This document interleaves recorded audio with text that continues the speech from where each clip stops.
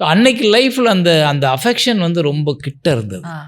ரொம்ப அஃபெக்ஷனேட்டாக இருந்தோம். பொசுக்குன்னு அழுதுருவோம். அப்புறம் கண்ணீர் வடித்தா தாங்க மாட்டோம். என்னோட சொந்தம், என்னோட மற்றவங்க, என்னோட ஆசிரியை, என்னோட காதலி, என்னோட தோழி எல்லாருமே வந்து ஒரு மாதிரி இது வந்து ரொம்ப கொஞ்சம் இன்னைக்கு கேட்கும்போது அது கொஞ்சம் என்னடா இப்படிலாமா இருப்பாங்க அப்படின்னு தோணும். ஆனால் ஒரு 35-40 இயர்ஸ் 45 இயர்ஸ் பிஃபோர் இப்படி தான் இருந்துச்சு எல்லாருக்குமான லைஃப். உங்கள் அப்பா அம்மாவை போய் நீங்கள் கேட்டிங்கனாலும் இதை சொல்லுவாங்க. ஸோ அன்னைக்கு லைஃப்பில் அந்த அந்த அஃபெக்ஷன் வந்து ரொம்ப கிட்ட இருந்தது. ரொம்ப அஃபெக்ஷனேட்டாக இருந்தோம். பொசுக்குன்னு அழுதுருவோம். அப்புறம் கண்ணீர் வடித்தா தாங்க மாட்டோம். நம்ம தங்கச்சிகிட்டையோ இல்லை நம்ம மனைவிகிட்டையோ இல்லை நம்ம அம்மா கண்ணிலையோ கண்ணீர் வந்துட்டா தாங்க மாட்டோம். நம்ம ஒரு ஓரத்தில் ஒரு மாதிரி சோர்ந்து போய் உட்காந்து அவங்க தாங்க மாட்டாங்க. இப்படி தான் நம்மளோட வாழ்க்கை இருந்தது.